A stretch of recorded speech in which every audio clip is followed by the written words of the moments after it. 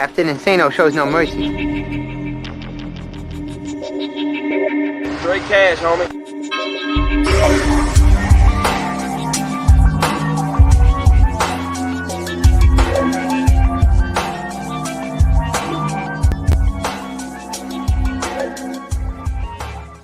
Hold on to your butts. What's up, everybody? Welcome back to the Basement Monsters Game Day podcast. A final, the Chiefs top the New Orleans Saints 32-29. Close game. I mean, back and forth. Chiefs scored 14.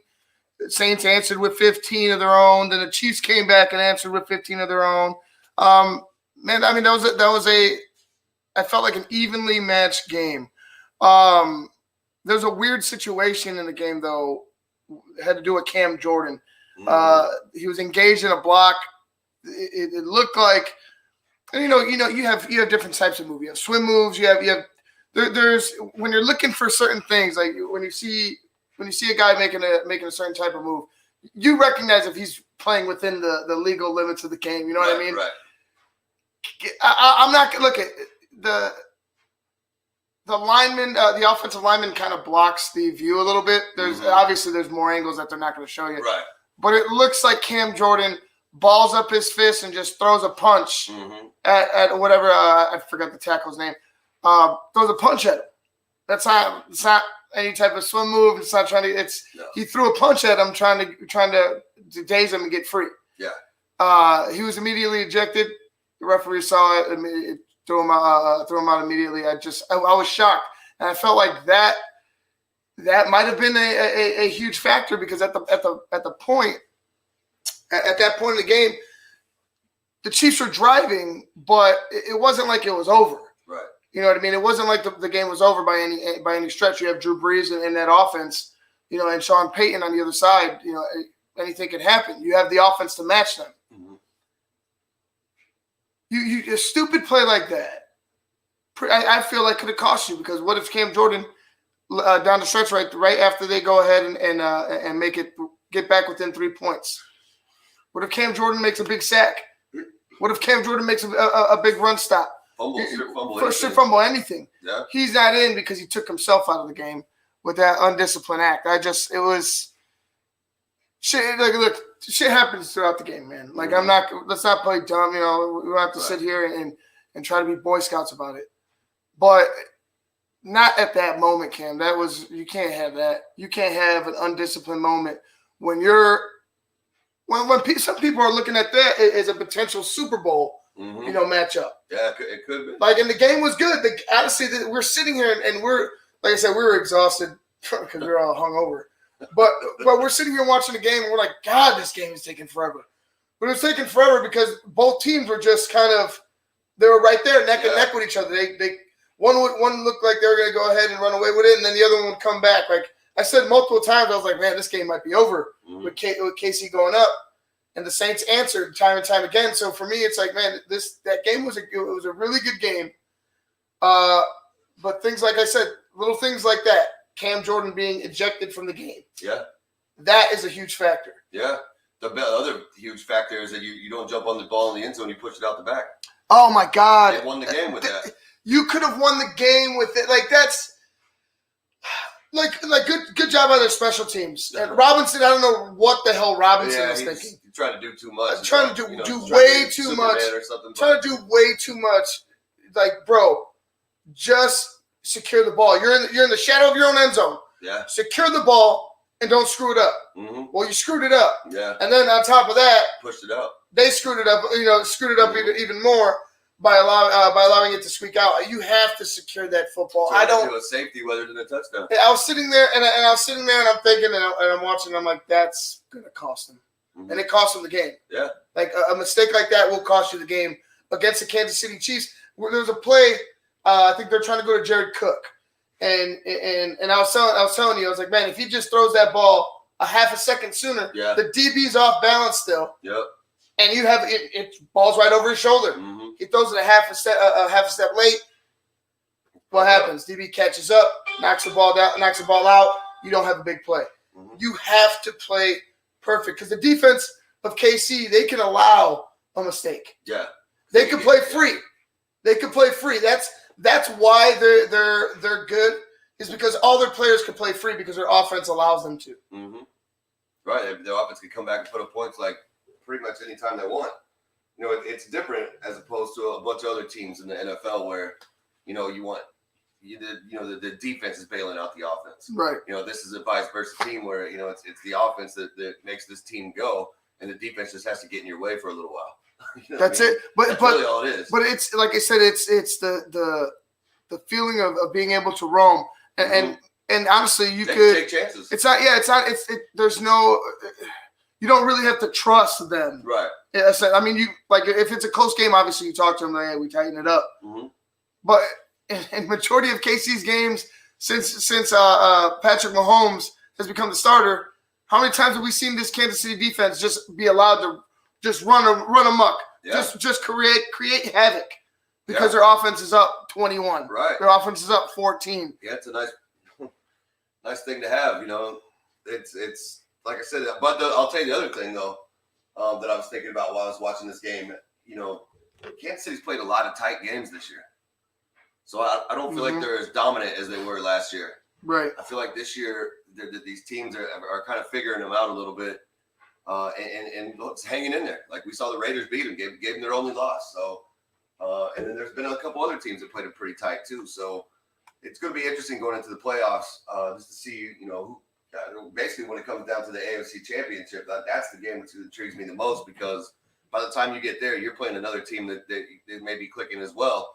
And if they can match you point for point, you know, or get to Patrick Mahomes or whatever. Well, that was the thing also. If they can just make him make one mistake, right, that may cost Kansas City. Well, that was the thing also, and we talked about it at the beginning. Well, at the end of the Bears game, right before this game, you had to hit Patrick Mahomes at any cost, and we said even if it was like early in the game, even if you're, let's say you sacrifice a flag.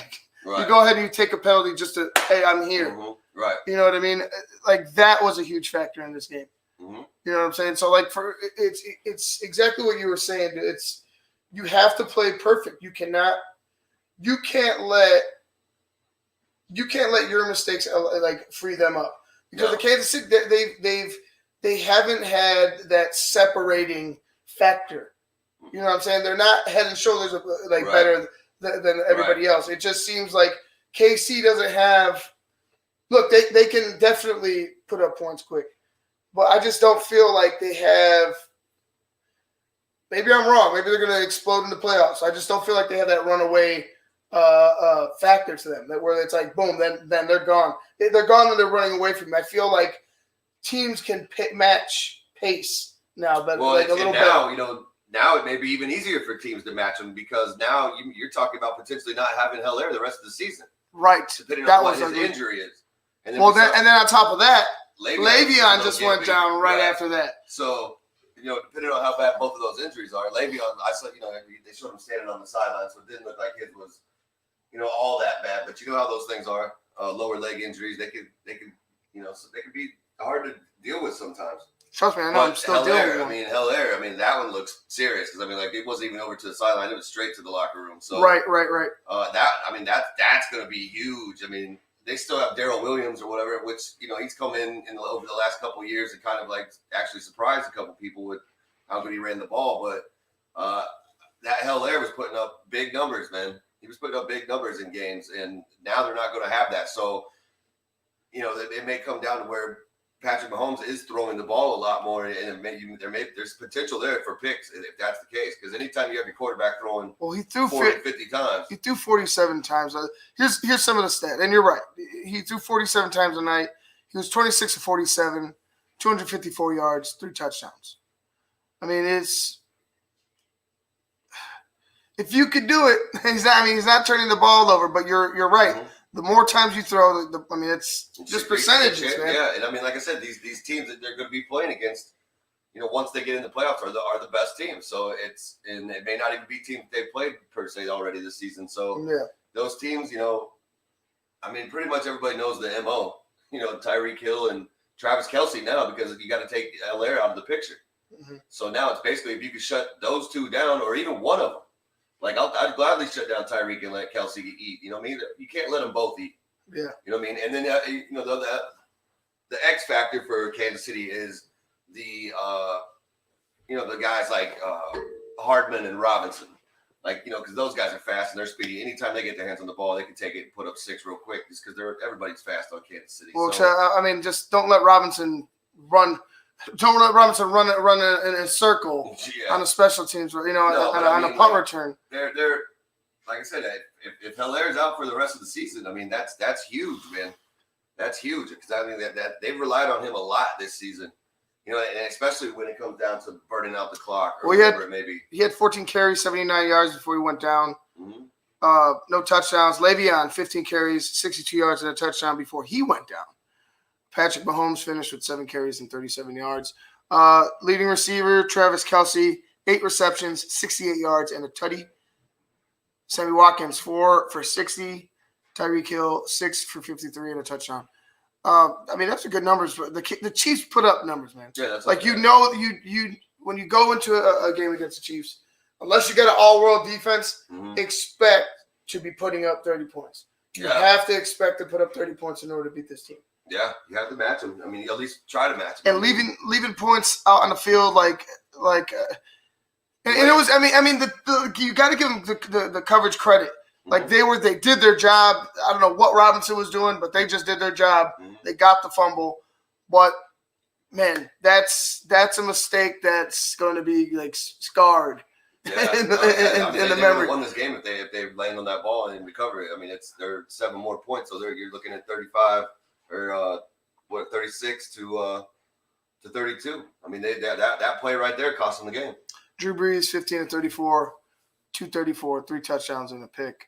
Alvin Kamara, 11 carries, 54 yards, no touchdowns. Taysom Hill had the only rushing touchdown.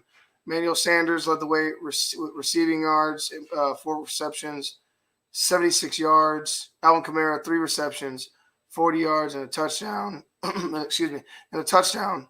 Little Jordan Humphrey, 2 receptions, 29 yards, 1 touchdown, and Latavius Murray added a touchdown on receiving for himself. Man, tough for the Saints.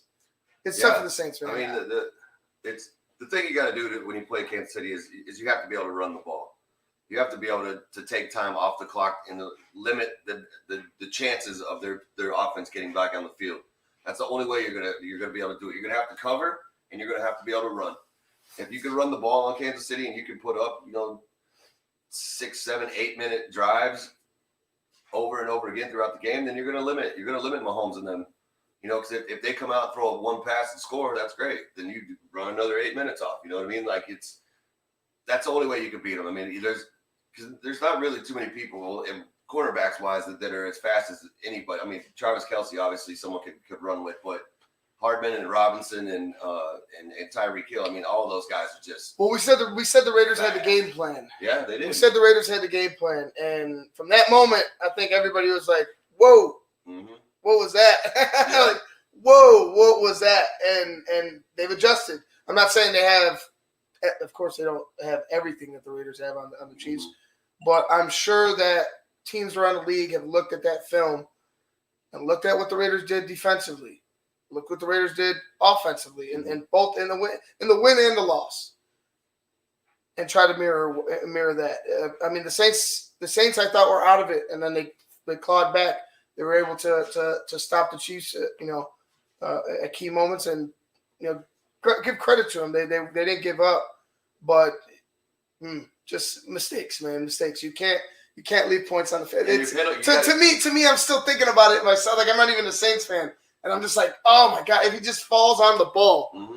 He tried to. It just squeaked out of his hip, like just spurted out from his hip. And you got to, it's just tough. You also can't beat yourself. You got to be able to limit your penalties and not give Kansas City free yardage. I mean, that's going to kill you with an offense like that. And you're giving them 10 yards here, 15 there.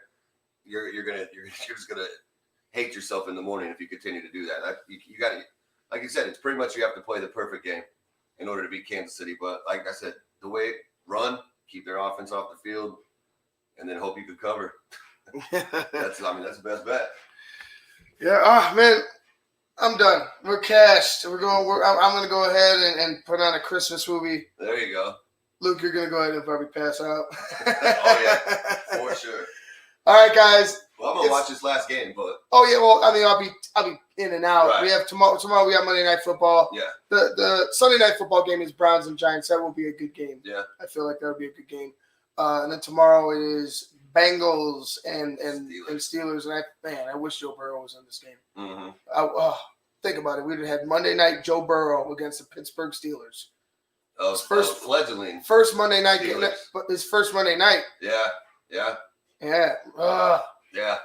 Come back, Joe. He'll be back. I like Joe Burrow, man. He'll be back. I mean, but good Sunday. It was a good Sunday. All right, guys. Well, that's going to wrap things up for us here at the Basement Monsters Game Day Podcast. I'm Ivan Vargas. That's Luke Nettles. You guys have a fantastic night. Until tomorrow, we will see you later.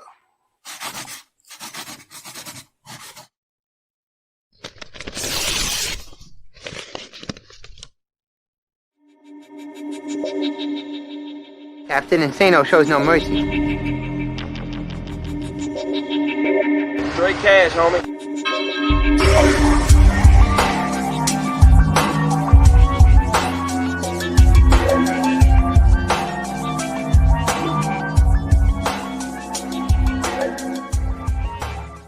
Hold on to your butts.